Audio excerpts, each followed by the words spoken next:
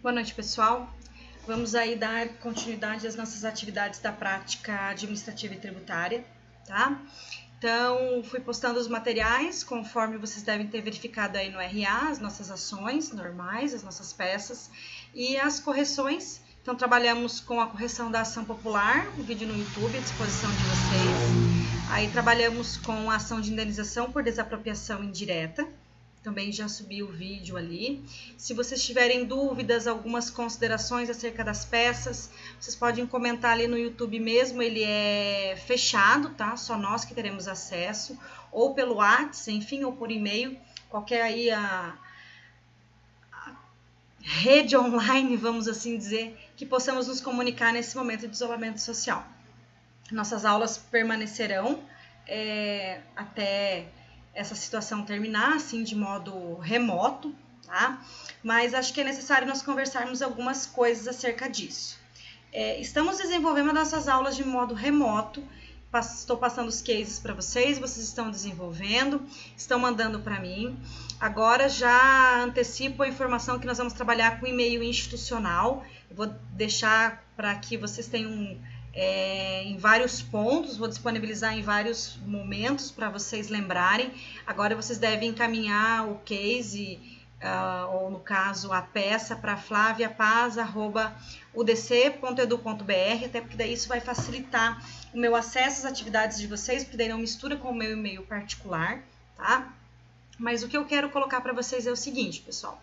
Eu estou recebendo e lendo todas as peças de vocês, peças excelentes e peças bastante a desejar, peças mais do que idênticas, peças erradas, peças não sei copiadas da onde ou feitas de que forma, mas aonde nem a cidade está correta, nem a qualificação, tá? Então, assim, o que estamos fazendo não é matar um tempo enquanto estamos longe. Nossas aulas estão acontecendo efetivamente de forma remota. Eu estou corrigindo as peças de vocês, eu estou gravando as aulas no YouTube para vocês, então as nossas aulas elas permanecem. Nós vamos, a partir desta aula, entrar no segundo bimestre, tá? Então nós já vamos fazer um marco temporal e vamos entrar já em direito tributário. As avaliações no momento vão ficar suspensas até decidir como elas vão ocorrer, e eu decidi que a partir de agora, então, as peças de vocês todas eu vou avaliar com nota, tá? Até para que vocês tenham, então, uma valorização maior desse trabalho feito em casa. Então, prestem a devida atenção nisso, tá? Não será a única nota, mas a atividade desenvolvida, a peça, ela vai compor aí a nota de vocês na média final, na hora de fazermos a última avaliação, tá? Tenham, então, levem isso em conta. É muito importante para nós e essencialmente importante para vocês no nono período o não prejuízo do semestre, certo? Então, estamos todos não medindo esforços para que isso aconteça. Infelizmente, nós não sabemos há quanto tempo isso vai durar. Esperamos aí que dure o menor tempo possível. A nossa ideia era que já teríamos voltado às atividades. Infelizmente, essa ideia não se concretizou. Então, estamos vivendo aí uma semana por vez, nos reunimos de forma remota toda semana para debater e discutir quais são as melhores medidas, mas nós precisamos contar com vocês para que isso funcione, tá? E vocês são diretamente interessados, principalmente vocês no nono período, que não podem se dar o luxo de perder um semestre, ok, pessoal? Então, vamos levar a sério, vamos efetivamente participar. Vocês precisam acessar o RA todos os dias, todas as aulas, certo? A nossa, não seria chamada, mas o controle que temos dos alunos que se estão fazendo atividade ou não é pelo acesso ao RA, tá? Então, nós temos esse controle dos alunos que estão acessando, que estão baixando, que estão visualizando, que não estão visualizando. Isso é feito uma planilha nessa situação.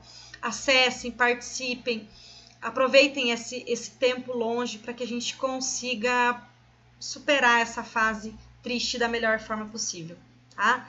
Certamente ninguém gostaria de estar por esse motivo em casa, né? Eu sei que às vezes é cansativo vocês irem para a faculdade, vocês têm mil coisas para fazer, mas aproveitem esse momento, aproveitem para o TCC, aproveitem para a prática, aproveitem para a OAB tá aí, certo? Então vejam isso como um momento que vocês têm para estudar, tá?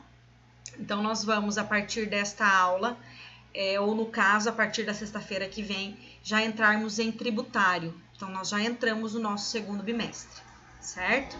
Então, pessoal, a nossa peça de correção hoje, ela é a peça da ação civil pública, certo? Ela é regida também, uma lei toda especial, ela é regida pela Lei 7.347 de 85, e ela possui um regulamento todo próprio, um rito todo próprio, como já trabalhamos no mandado de segurança, como já trabalhamos na ação popular, como trabalhamos na ação de desapropriação indireta, tá?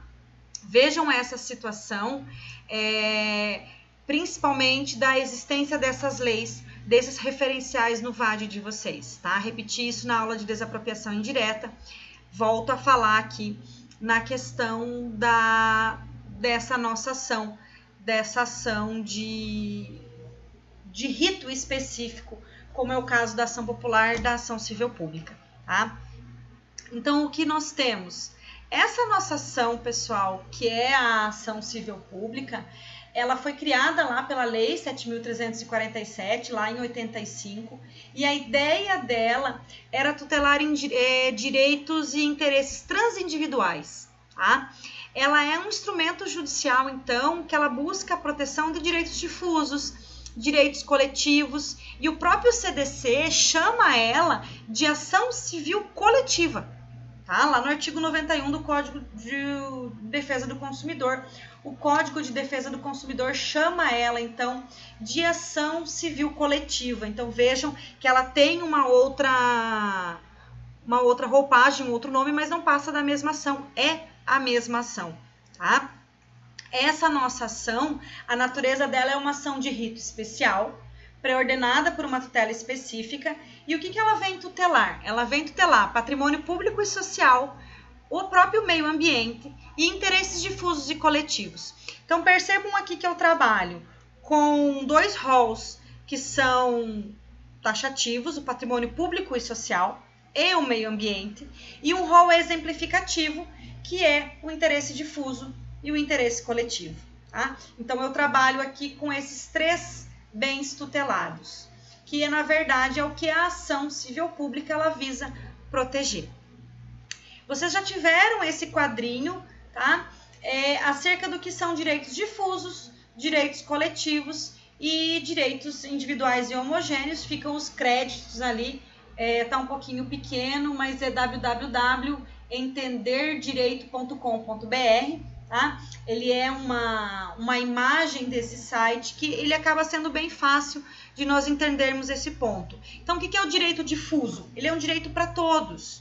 Então, esse direito, as pessoas que são detentoras desse direito, elas são indetermináveis. Aqui eu vou ter direito, então, ao meio ambiente, à paz, a segurança pública. Não tem como eu mensurar, eu numerar, eu nominar essas pessoas. É o mundo aqui, é de todo mundo. Então, são direitos difusos. Eu não consigo pegar as pessoas que são detentoras desse direito. Aí eu tenho direitos difusos e tenho direitos coletivos. O que são os direitos coletivos? Agora, os direitos coletivos não são difusos. Eles são de uma coletividade, eles são de um rol de pessoas. Eu consigo nichar essas pessoas. Eles vão ser, então, dos advogados tutelados ou organizados pela OAB, dos médicos pelo CRM, sindicato dos bancários, sindicato dos metalúrgicos. Eu tenho, então, sujeitos indeterminados, mas determináveis. Eu não sei quem são, mas eu consigo reunir pelo mesmo interesse jurídico. Nós, advogados, temos o mesmo interesse jurídico tutelado pela OAB. Então, o fórum ter fechado, os processos estarem suspensos, nós somos, então, sujeitos indetermináveis, mas conseguimos ser determinados ou determináveis, como? Pela tutela da própria OAB. Então, nós entramos como sujeitos indeterminados, mas determináveis.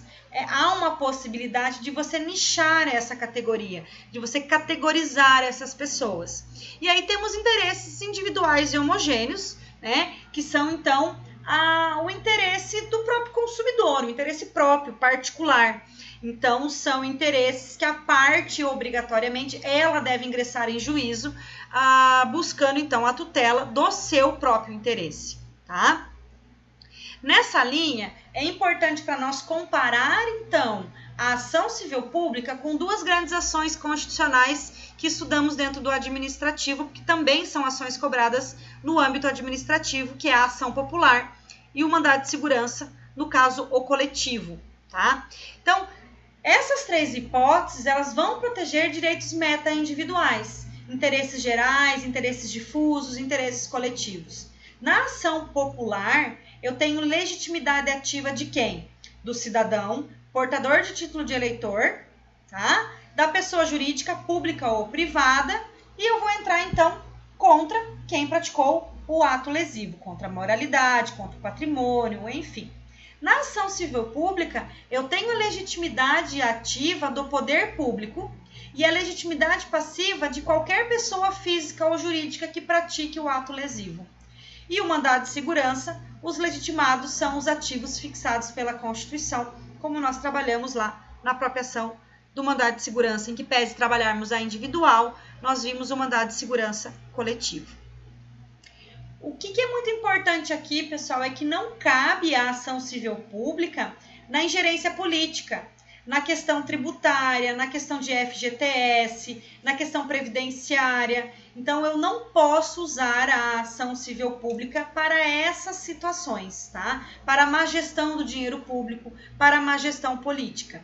E eu tenho duas espécies de ação civil pública, da mesma forma que trabalhamos no mandado de segurança, eu tenho a repressiva e tenho a preventiva, tá? Então, a repressiva, o dano já ocorreu e a minha pretensão é cessar aquela conduta para que volte ao estado coante, para que eu repare o dano causado.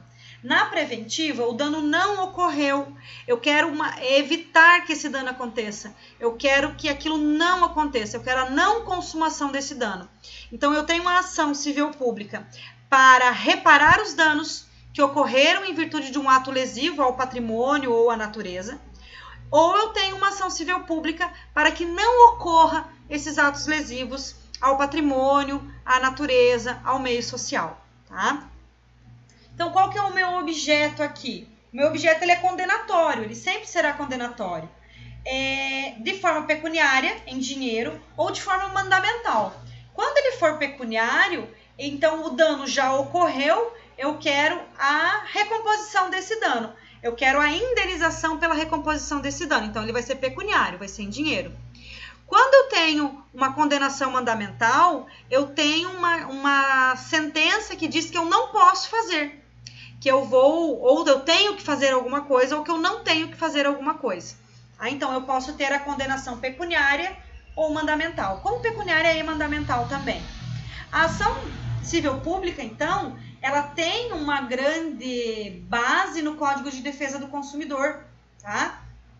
Principalmente na questão de anulação de cláusulas contratuais, de situações aí de ordem consumerista.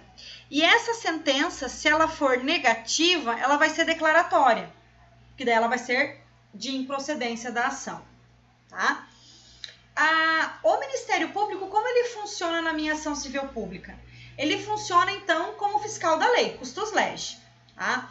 Ele, então, se não for ele que propôs a ação, que ele entrou com a própria ação civil pública, ele vai sempre funcionar como um fiscal da lei e vai acompanhar todos os atos dessa ação como custos lege.